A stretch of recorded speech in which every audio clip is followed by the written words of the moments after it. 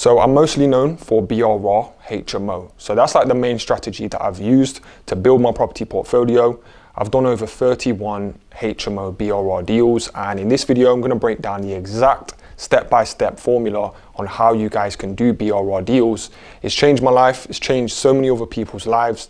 This is not my typical YouTube video, guys, where it's high energy. This is more, you might find it a bit boring if you're not wanting to learn this, but if you want to learn BRRR, then this is a great video for you. So BRRR, what is it? It's basically you buy a property, you rehab it, so you refurbish it, you rent it out, you refinance it, and then you repeat.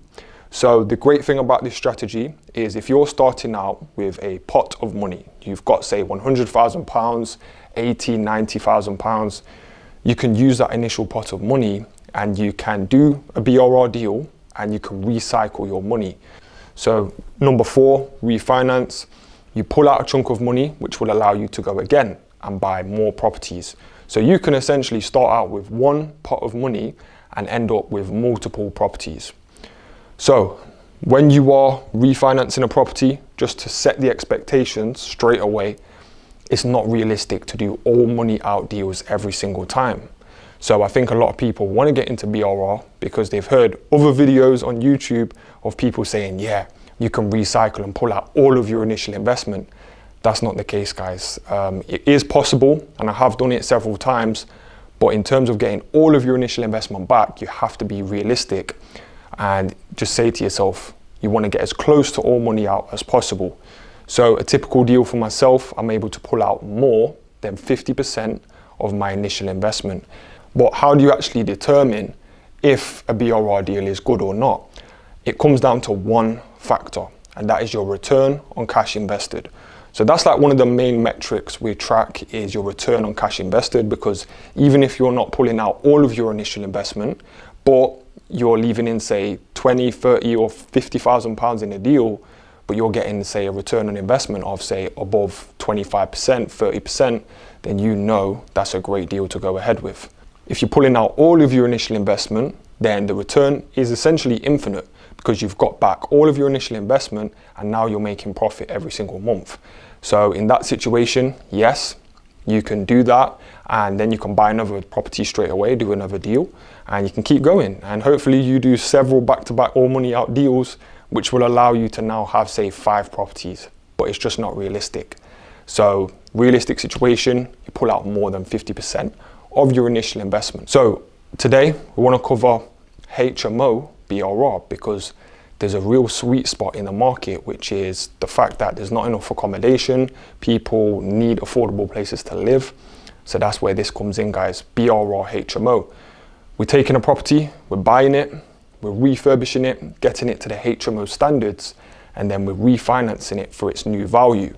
Okay, because when we're doing the BRRR strategy, we add a lot of value to the property. Typically, the most value we add is through the refurbishment process. But there's another way to do it, is by buying a below market value property, which we will cover today. So what are you guys going to learn today? Firstly, we're going to learn HMO conversions. What type of properties do you want to buy for a HMO? We're also going to learn how to find property deals, where to find them, what you need to be doing. We're going to look at Article 4, understanding Article 4, super important if you want to do BRRR HMOs, and how to calculate the end val. And also working with investor finance and doing joint ventures. We're going to touch on the pros and cons of both and how you guys can do that. So firstly, HMO conversions. I am actually going to share some example deals of property deals that I've done the BRRR HMO strategy on. But just to touch on this, HMO conversions, for those of you that don't know, a HMO is a shared house. It's where you take a property and you're renting it out on a room by room basis. So most people, when they think of HMOs, they think of student houses, but there are lots of different tenant types that you can rent your HMOs to. So you've got social housing. A lot of mine are social housing. That's kind of my preferred tenant type, is social housing. But you've also got students and you've got working professional HMOs as well. So working professionals, that's like, you know, normal working class people that have got a job and they're living in one of your HMO rooms. With HMO conversions, we're going to get straight into my biggest kind of learning lessons. Is number 1, you make the money when you buy. Okay, so with property, you might have heard that phrase and that saying before, but you need to make sure you're buying the right property for the right price. So you really do make the money when you buy. So I've bought properties before. I bought one property for £145,000, and then literally 4 months later, I refinanced that property for £210,000. So that's just a quick example of making the money when you buy. It was worth 210, but I bought it for 145, and I did 0 renovation works. So I was able to pull out like 60% of my initial investment and basically cracked on and used those funds to buy more properties. So with HMO conversions, you do need to understand Article 4, which we will come on to, but essentially you need to buy a property and you either apply for planning permission to turn that property into a HMO, or you buy outside of the Article 4 area, and then you can turn that property into a HMO without needing to apply for planning permission, which is great. And that's what I typically do. So most of my properties, they're all in Nottingham, all my properties, they're 29, but they're all outside. They're mostly outside, sorry, of the Article 4 area. Reason being is because if you buy an existing HMO that is in an Article 4 area, usually you'll be paying a premium price for that. Of course, property investors, we don't want to pay a premium price. Also on HMO conversions, we need to buy for the right price. That's number one. But secondly, we need to make sure we're doing a cost-effective renovation, because if the property needs, say, £150,000 worth of work, then we don't want to overspend. Okay, so we need to work out what we can buy it for, what we can spend on it, and then how much it's going to be worth when it's done. We will come on to GDV, which stands for gross development value, and that's basically how much the property is going to be worth when it's done. So this is a HMO conversion. This property was a 3-bedroom mid-terrace property that I converted into a 4-bed HMO. Now, not super exciting as a deal, but the numbers are very good and I'm very happy with this deal. This one has now been refinanced, it's fully rented out and it's cash flowing. Every single month, this property pays me £1,270 profit from a 4-bed HMO. So if we're looking at family homes versus, you know, small HMOs like this, you know, there's a big difference in profit that you can make per month. So purchase price on this one is £82,000. I put down a £20,500 deposit. Stamp duty was roughly £3,000. Refurb cost £26,000. Legal fees 5k, and the end value was £155,000. So you can see we've bought it for 82. We've spent 26k on it, and it's now been valued at 155k. This one is leased to a social housing provider. They pay £420 per room. So the total income per month on this deal is £1,680, £1,680. So what's the reason that this property got valued at 155 when I only bought it for 82? So there's a few reasons. Number one, you make the money when you buy. Bought this for a good price. Family homes on that same road are probably worth around 110, 115 if they're done up to a high standard as a family home, as a 3-bed. However, this one got valued at 155. That is mainly due to the fact that it's producing very good income. So when the bank comes back out, once you've refurbished the property and you've got it rented out, they'll look at the income that the property is producing. Now, a lot of people on YouTube and online say you can't get commercial valuations on a 4-bed HMO. Well, I did, and I do it time and time again. Now, if this was purely a commercial valuation, this one would have got valued at 180, okay? But because it's a 4-bed, we get something called a hybrid valuation, which is basically family home value, hybrid value, and then a commercial value. So the bank can look at it in 3 different ways. It's not the bank themselves like all sitting around, you know, their tables and in a boardroom. It's not like that. They send a valuer out. So they have different valuers that you can choose, and basically you send a valuer out to the property, and then they come out and they look at the income, the area, the comparables. So what other properties have sold on that road, what other HMOs have sold in that area, and essentially they will tell you how much the property is worth.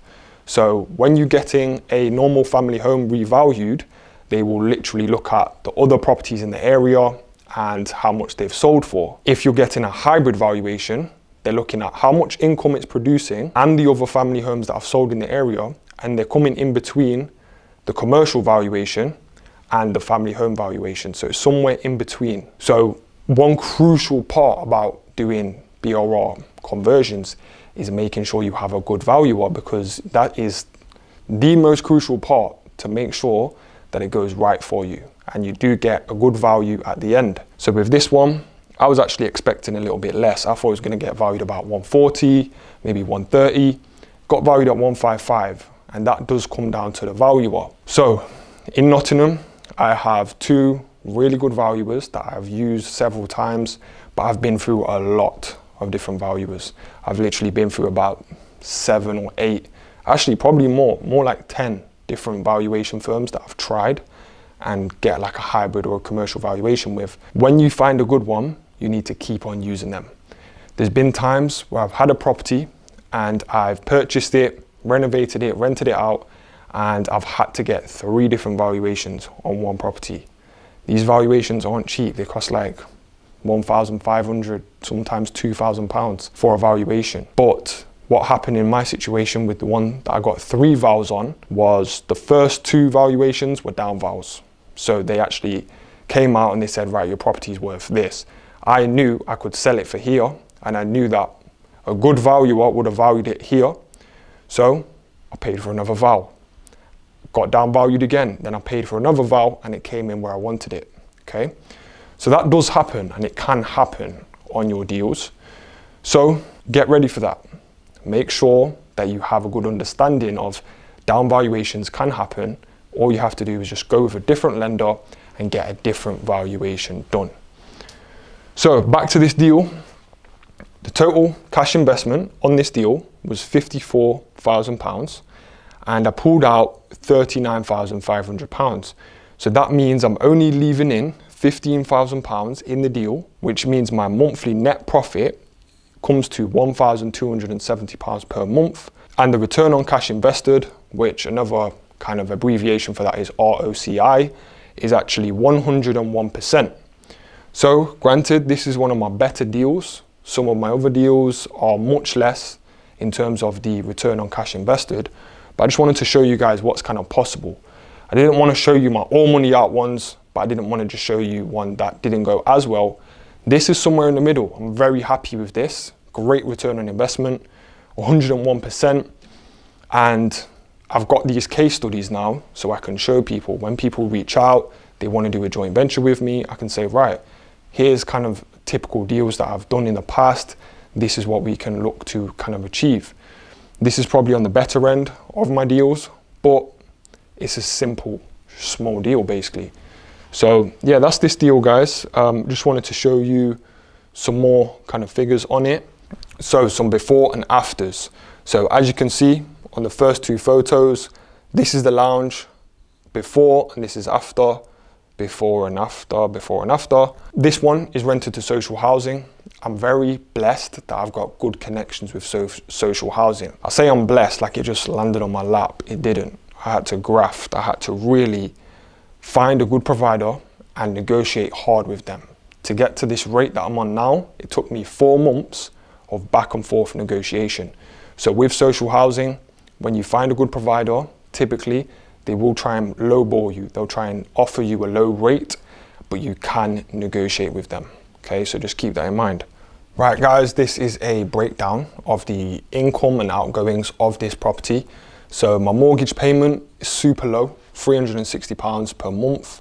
The electricity and gas, 0. Water, 0. All of the bills are 0, guys, because it's a social housing HMO. Now, to qualify for a social housing mortgage, there are a few requirements that you have to have.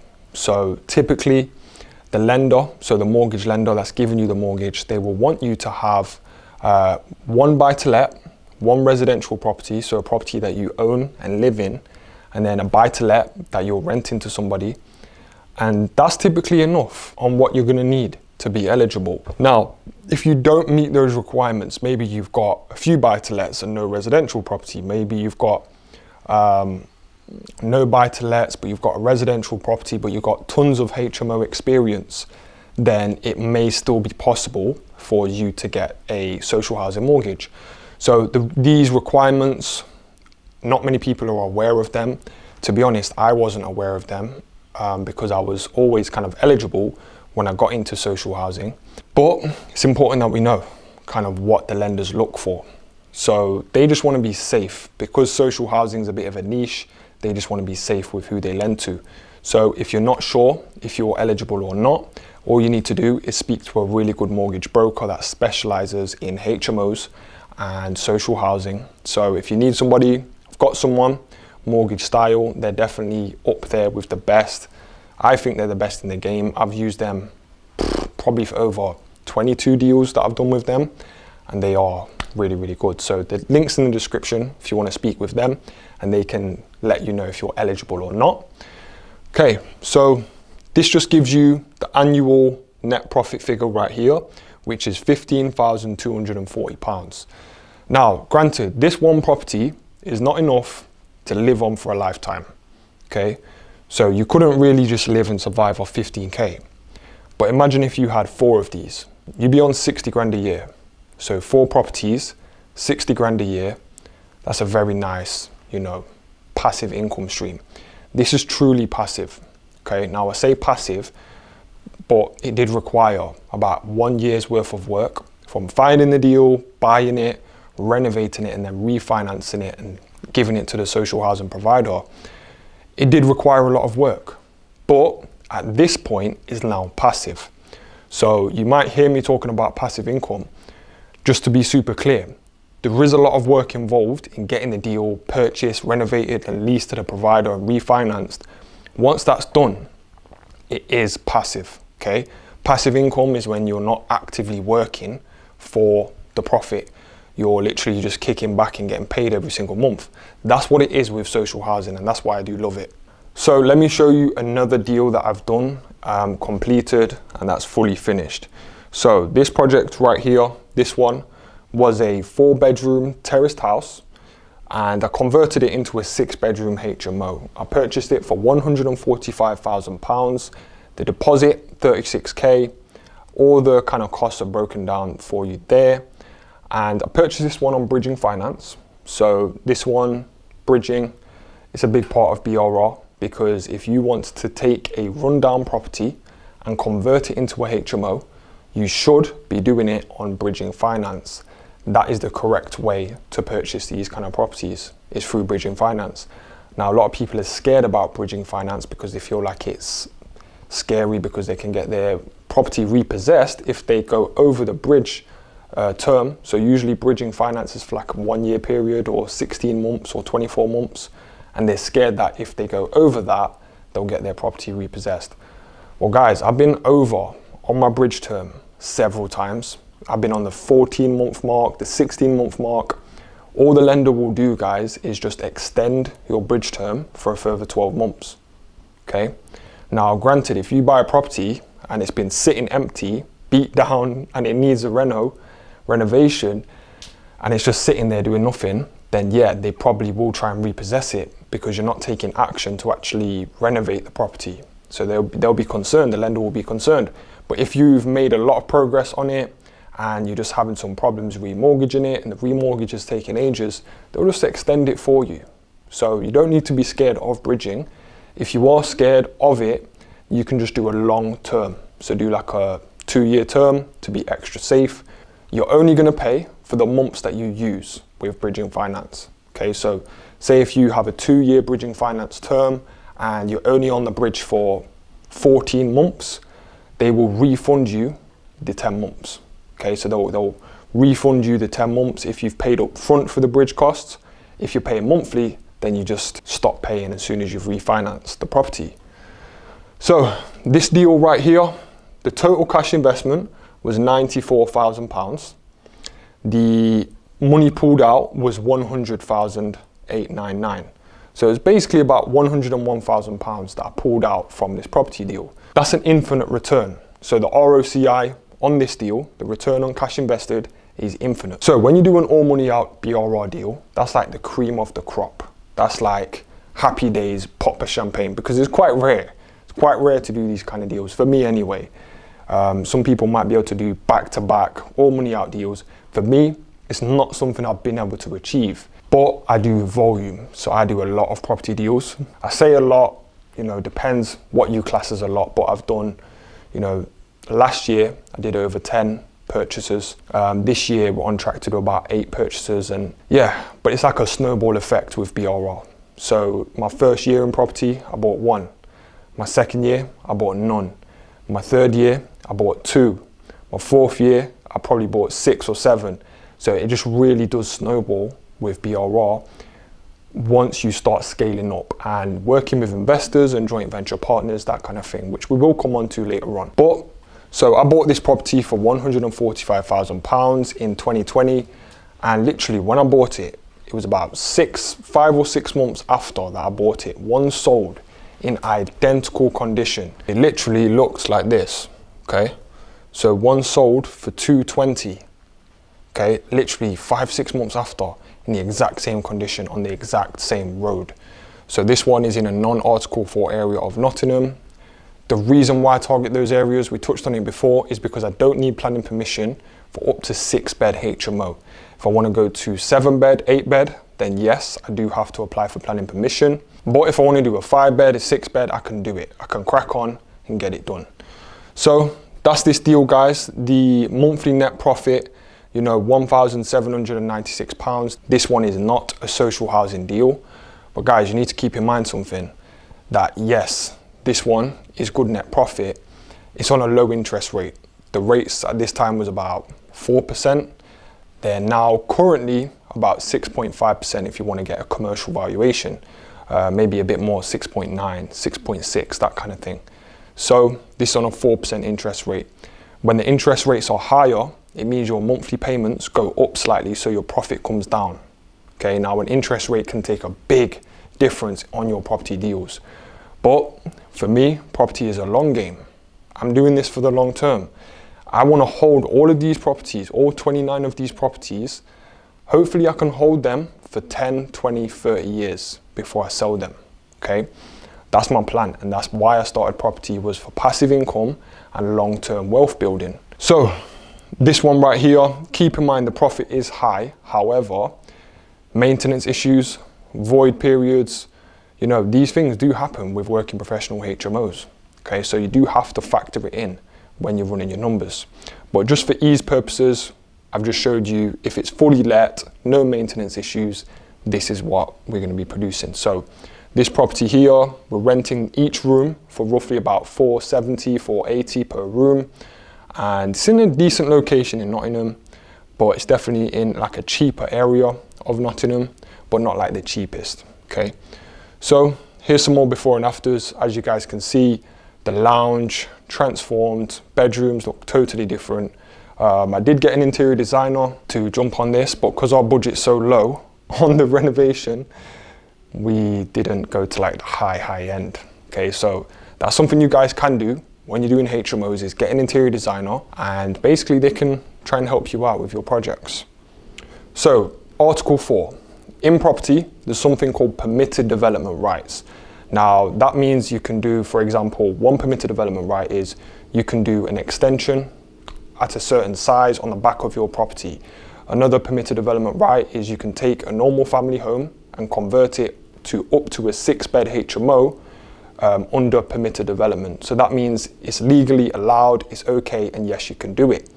Article 4 is a planning restriction that removes your permitted development right to convert a property into a HMO. All right. So the reason they put an Article 4 in an area is because they don't want any more HMOs. If a property is located in an Article 4 area and it's an existing HMO, you can buy that. So you can buy that property, but it must have something called the Certificate of Lawfulness, which is basically a planning document that says, yes, this property is definitely a HMO. In the eyes of planning, you've got the thumbs up, you're good to run it as a HMO.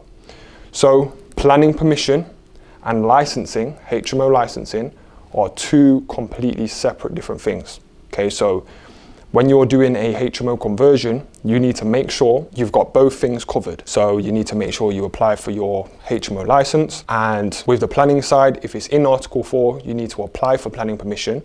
Okay, if it's not in an Article 4 area, then you don't need to apply for planning permission, but you can only do it to up to 6 people. Okay, so that's kind of Article 4, how it works. And the main thing is, guys, is keeping in mind that you need to be looking for both kind of deals.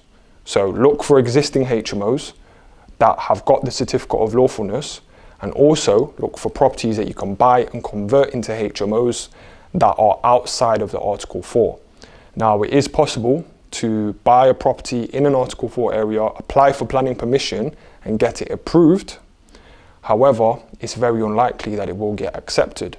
Now, there are certain things you can do to try and, get Article 4 properties accepted, such as looking at how many HMOs are in, that small area, and you can actually ask the council that, and you might be able to get one through planning and get it approved, but it's just not the strategy that I recommend. It's a bit headachy, time consuming. It's much easier to buy outside of the Article 4. So most cities do have an Article 4. For example, Derby doesn't have an Article 4, but what it means is that Derby has a shitload of HMOs. There's a lot of HMOs in Derby. So that's why, because I live in Nottingham, so that's why I always invest in Nottingham, because I know that all these surrounding areas, they're pretty much untapped. There are people buying there. For example, Mansfield, that's quite saturated with a lot of HMOs, but the rental is still very good. So we can still get a lot of tenant demand in Mansfield. So I still buy there sometimes. I have purchased properties that are in the Article 4, but they've always been existing HMOs. One of my best deals, another all money out deal, purchased a property direct to landlord for £170,000, spent £60,000 on a full renovation, and that got valued at 335, so it was all money out. However, it did have the certificate of lawfulness. So I was able to buy it, and I knew I'd have no problems running it as a HMO. So how to find property deals? Rightmove is going to be your best friend. It really is. Most of the deals I buy, they do come from Rightmove, but it's not to say that you should not do other strategies. So with myself, my primary strategy is going to be on Rightmove and Zoopla. So these are properties that are called on the open market. So they're already listed on Rightmove or Zoopla. And they're basically properties that you can find, it works, the deal stacks up, and you can go ahead and buy it. But my secondary strategy is actually direct to landlord. Now, some of the best deals I've done have been direct to landlord. For example, 2 examples I gave you guys today. One of them, the one I bought for 170 and refinanced at 335. The other one that I bought for 145 and refinanced at 210, they were both direct to landlord. With direct to landlord, you're actually eliminating a lot of your competition. A lot of the time there'll be zero competition, because some of the direct to landlord deals I've done, they've not even spoke to anyone about selling. So their first conversation is with me about, yeah, let me buy your property. So it's definitely a great strategy. And how to get direct to landlord deals, one thing you can do is leafleting. So you can actually drop letters into different homeowners through their letterbox, and basically just writing them a letter saying, look, I'm interested in buying your property. Can we have a conversation? You have your details on there. Hopefully they give you a call. Someone did that, and basically they got a lead from it. They didn't have enough money to actually buy the property. They knew that I was looking to buy, so they contacted me. I set up a meeting with the landlord, and I basically just closed the deal. He actually had 3 on the same road. This is the one I bought for 170 and refinanced at 335. He had 3 back to back next to each other, and I agreed to buy all 3. I bought the first one. He wanted to sell 1 per year for tax reasons, for like capital gains tax reasons. And I agreed to buy all 3, bought the first one, and then he died. So I wasn't able to buy the second 2. But then my friend found them on auction and bought them like 2 or 3 years later. So really interesting story, quick little story time for you. But yeah, how to find property deals. Rightmove is good, but use the filters. Select don't show retirement homes, new builds, and you can set some other filters to filter out the ones that you definitely don't want to buy. So I always select the minimum bedrooms as free, and then I click on show me the cheapest properties first, and then I'll search a specific area. So we mentioned Mansfield, non-Article 4, it's in Nottinghamshire, so you can do a HMO there without planning up to 6 bed. So Mansfield, type that in, 3 bed minimum, show lowest to highest, and you can basically just look through Rightmove and see which one's going to work. So how I do it, guys, is if I've done those filters, I'm looking through, I've got a specific area that I know I can do a HMO in with no planning permission required, then I will look through from lowest to highest, and if I see something for a good price, click on it, and the first thing I do is I go to the floor plan. So I'm looking at, firstly, a lot of the floor plans will say how many square meters the property is. So typically for a 5-bedroom HMO, the minimum square meters that you're going to need to do the conversion is typically going to be around 90 or 85, 90 square meters to do a 5-bed HMO. If you want to do a 6-bed, it needs to be upwards of 100 square meters. So 100 square meters or more, then you know you should be able to do a 6-bed HMO with it. If it's like 120 square meters, 125, 130, then you know that 9 times out of 10, you're going to be able to do a HMO, a 6-bed HMO with this property. So that's the first thing to do, is look on the floor plan when you're trying to find deals. Once you've looked at the floor plan, you need to look at the photos. So just have a quick scan, see the condition, and then go back to the floor plan and work out, right, what kind of layout are we looking at? Are we going to have a good communal living area? Or is the communal living area going to be very small? Because you do need to think about the end user. So the end user is the tenants that are living in the property. So if you've got a very small living area, that's not ideal. You don't want that for your HMOs. The best HMOs have big living kitchen areas, or they've got a big living room and a big kitchen. That's ideal, okay? So each area has minimum room size requirements. So typically in Nottingham, it's 8 square meters for a HMO bedroom. That's typically the size that you're going to need, and that's a council's regulation. Okay, so if you're looking to buy properties in, say, Nottingham, it can be different if you're looking in Derby. Okay, so you need to look. Each council have their own specific requirements for HMOs, right? So all you do is, say if you found one in Nottinghamshire, Nottinghamshire's got several different councils. So you find which council the property is situated in, and you basically look on their website and you look at the minimum size room requirements, you look at how much living and kitchen area you will have to have for a HMO, and then you look on the floor plan and you work out, right, what can I do? How many bedrooms can I make? But just to keep it simple, guys, if you keep in mind 8 square meters per bedroom, because some areas it's 6.5 square meters is the minimum room size requirement, but you don't really want HMO rooms that are 6.5 square meters. You try and avoid that. So once you've got these kind of figures, you look on the floor plan and work out what you can do with the layout of the property. The best way, and the way that I'd recommend, is keep it simple. Don't always look at doing extensions and loft conversions. Yes, you can do these strategies, but I do personally think, what's the point in doing all that headachy stuff when I can just do a simple deal that stacks up and works? I like to keep things simple. That's just the way I do it. Keep it very simple, and I try and avoid extensions because there's a few reasons. First reason, it can take longer to do an extension. There's more work involved in terms of working with building control.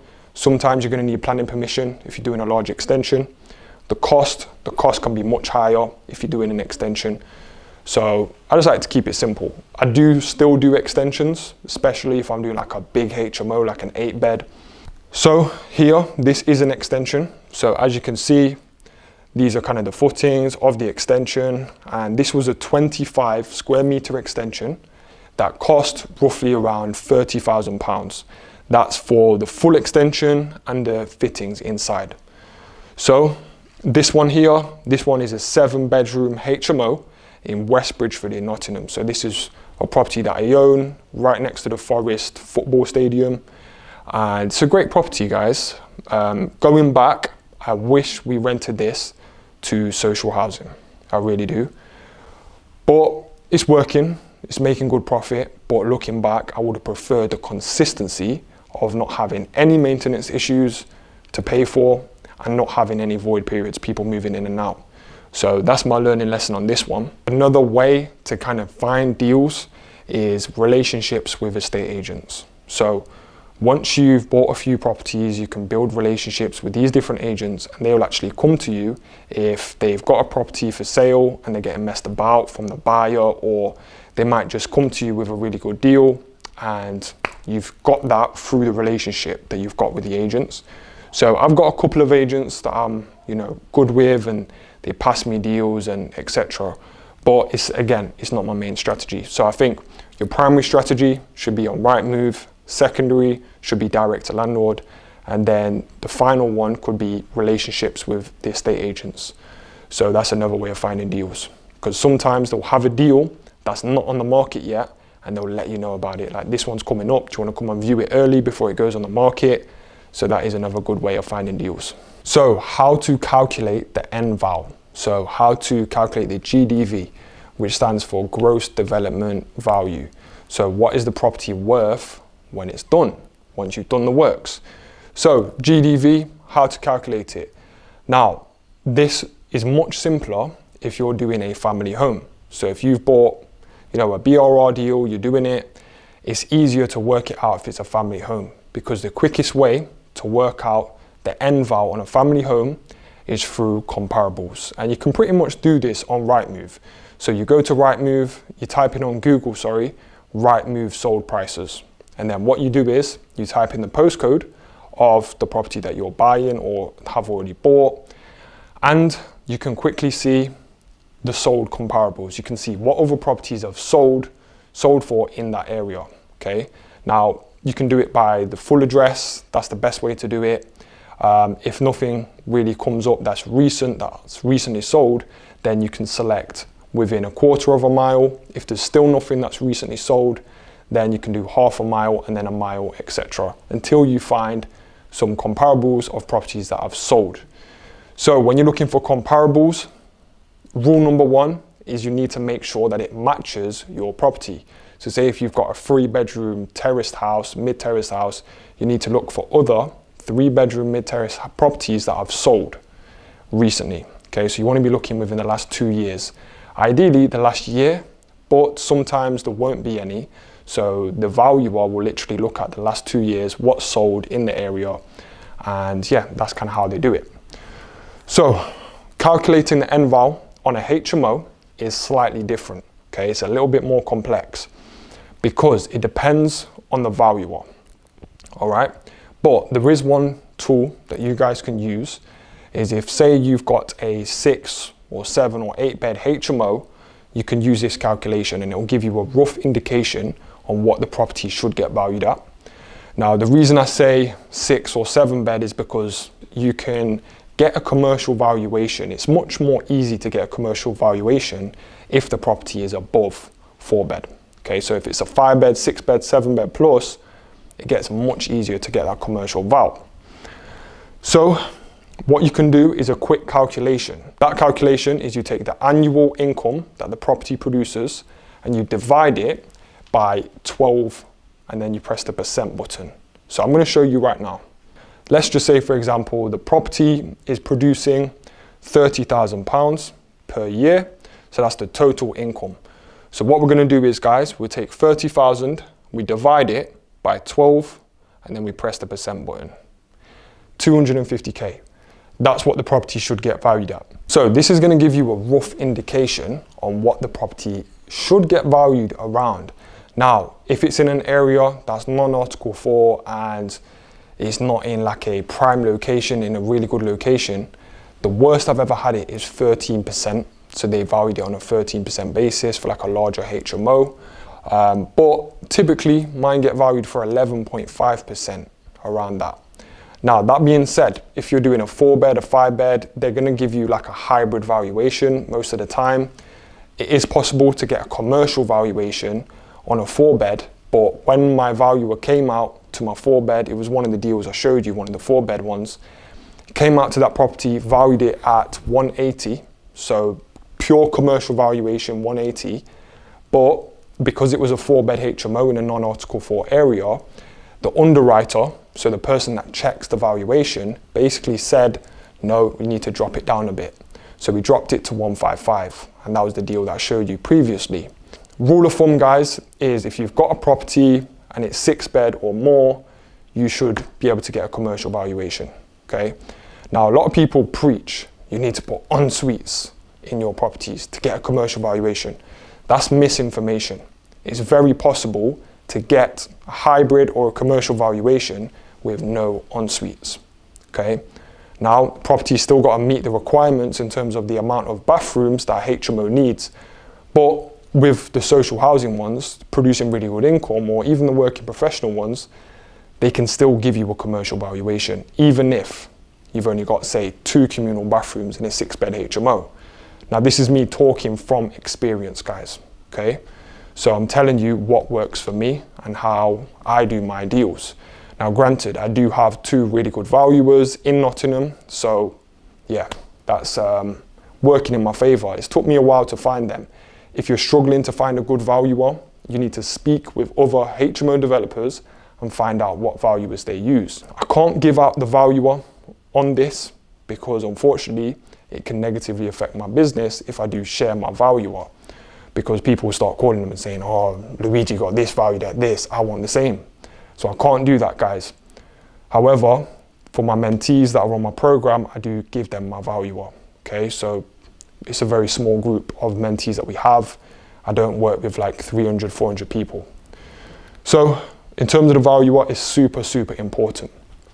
But with the end val, another thing you can do is look at other HMOs that have sold in those areas. So say you've got a property in Mansfield, again, just as an example, look at other HMOs that have sold in Mansfield, because the valuer will take that into consideration, okay? So ideally, there's not any HMOs that have sold for like really low, because it can negatively affect your end val. But I'd say always be conservative. So when you're running your numbers and you're doing like a spreadsheet on a BRRR deal, you need to make sure you're conservative. So don't just expect a commercial val, you know, a super high val. You want to run the numbers based on different situations. What if we get a down val? Are you going to be okay? Are you going to be safe? Are you going to go broke? That's what you need to look at. If you're working with investors, are the investors going to be happy if you get a down val? Because that is a conversation you need to have. Even with joint ventures, you always want to say to your partner, look, it should get valued at this. However, here's the numbers if it got valued at this. So I always run the numbers based on about 5 or 6 different end vals and see what it's looking like. Okay, so that brings me nicely onto working with investors and joint venture partners. Now, to be fully transparent with you guys, I started out with £6,000 worth of savings, and then I started working with investors on a very small level. So I scraped together, I basically borrowed funds of friends, family, and people I knew to basically get another £6,000. So I had 12,000, and that allowed me to buy my first property. So I've been working with investors on a small scale from day one when I first started out in property. I still do to this day. And this has allowed me to build my portfolio to where it is now. So you will see, once you start speaking with people that you know, you're tapping into your network. Or say if you're online and you put a call to action in one of your videos and say, look, if you want to have a conversation with me about investing in property, reach out. You'll be surprised at how many people have got funds sitting in the bank, earning them fuck all. Literally, guys, the banks don't pay you much at all in interest. All right. When you work with an investor, you can potentially offer them 8 to 10% if it's on a fixed return. So if you're borrowing from an investor and you're using that money to invest in one of your projects, which I recommend you do, I don't say go to Dubai and start splashing on cars. Don't do that. You'll be surprised. A lot of these social media property guys, that's what they do. They borrow money from people and they go and splash it and then they don't pay them back. Okay, so don't be like that. Don't do that, because you're just going to ruin your reputation in property. Because reputation is everything. You know, it takes you years to build your reputation, but you can ruin it in 1 minute. You really can. So keep that in mind, guys. Do everything by the book. Don't fuck no one over. Don't screw anyone over. It's just not the way to do it. So working with investors, there's two different ways. There's the fixed return model, which I just mentioned, where you will borrow funds from an investor and you will offer them a fixed return on their money.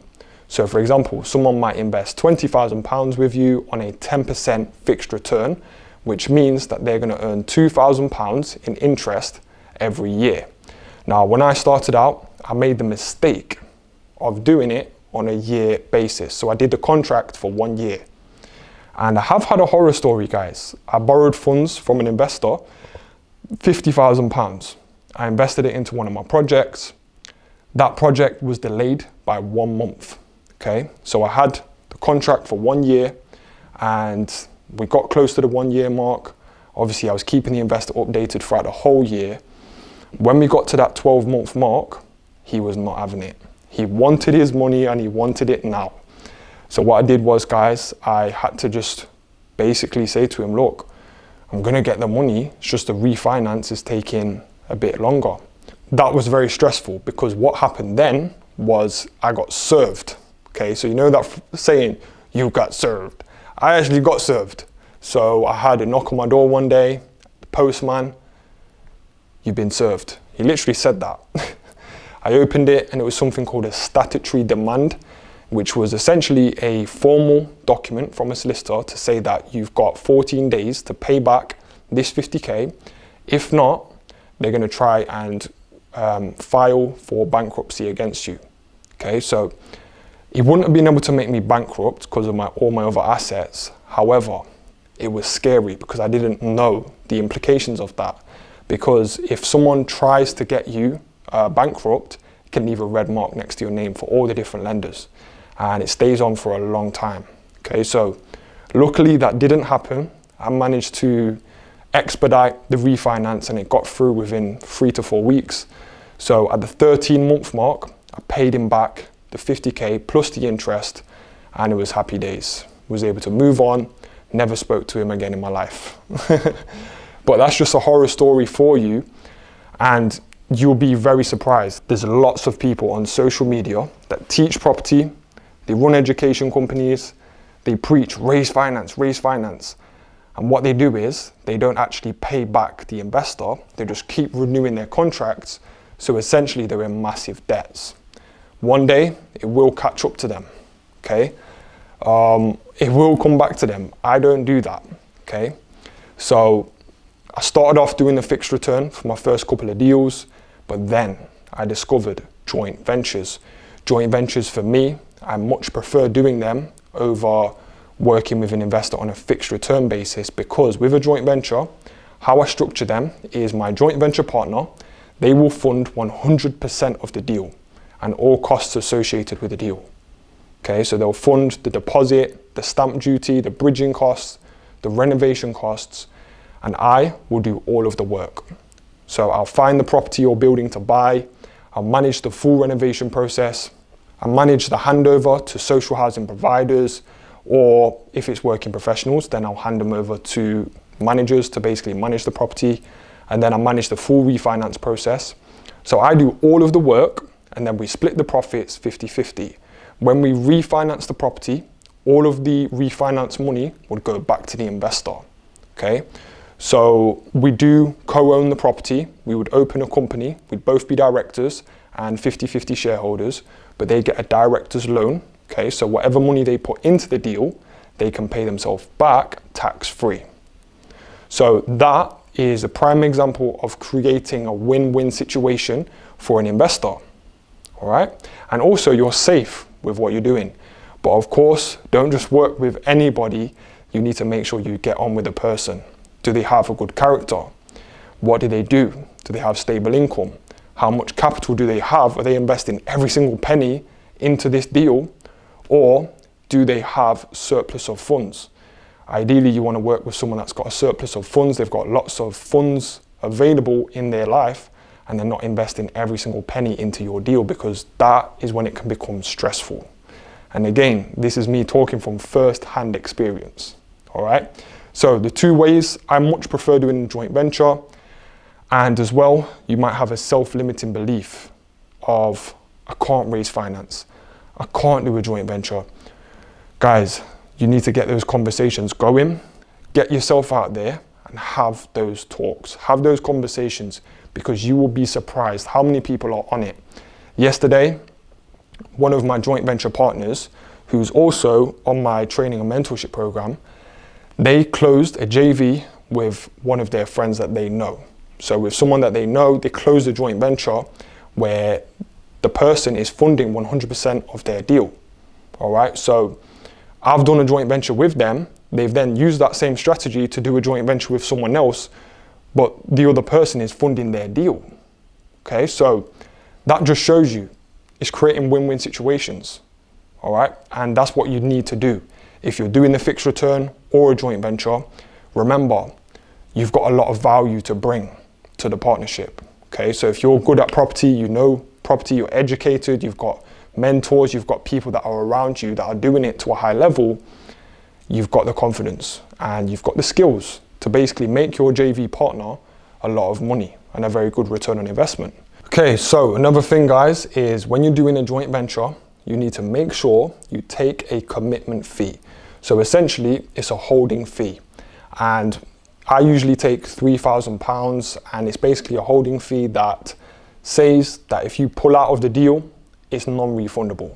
Okay, now the reason why I do that is because I've done joint ventures before. We've been 6 months into the process, and I've had the joint venture partner pull out of the deal on the week of completion. And I had to pay my solicitor, my broker, so it ended up costing me a lot of money. However, with the commitment fee, if the JV partner pulled out, you can still pay your broker, you can pay your solicitor. If they pull out quite early, you don't need to pay your solicitor and broker because they've done their work or they've done minimal work. You'll still walk away with something, okay? So you need to get this on paper. Whatever you do with an investor or a joint venture partner, it needs to be on paper, okay? So you need to do this through contracts.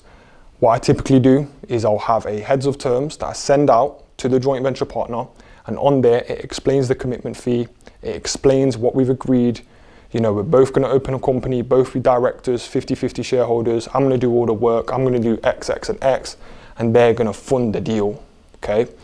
So get that on paper. You both sign it. They pay you the commitment fee, and from there, now you've got the confidence to go out there and you know they're not a time waster and they're committed, okay? When you own the property, that gets refunded back to the joint venture partner. So those are the two strategies explained. Just going back to the first strategy of fixed return model. With that, when you're borrowing funds from an investor on a fixed return, so 10%, I'd say the interest rate should be between 6 to 12%. Now, of course, it depends how generous you're feeling, and I'd say the lower, the better for you, okay? Because you want to be safe with what you're doing. The worst thing you can do is overpromise and under-deliver. That is the worst thing you can do. So with the fixed return model, I'd say do it over 2 years, because you don't want to end up like me getting served. You got served. You don't want that. So don't do that. Do it over a long period of time. Even if it's a 5-year contract, it's way better than doing a 1-year contract, okay? So that's both of those two strategies covered. So if you've made it to the end of the video, I just want to say firstly, well done. It means you're committed to learning. And that'll be my biggest thing, is learn as much as you can. Get obsessed with studying before you do anything in property. Now as well, guys, if you do want further training and mentorship, or you're interested in finding out more about that, how it all works, all you guys need to do is click on the link in the description of this video and you can find out more. But I hope you've enjoyed this vid, guys. Drop me a like on this video or comment. Let me know what other videos you want me to make, because I'm here for it, guys. I just want to give it away, give it all away, and just help you guys to get some crazy results. Anyway, I'll see you on the other side.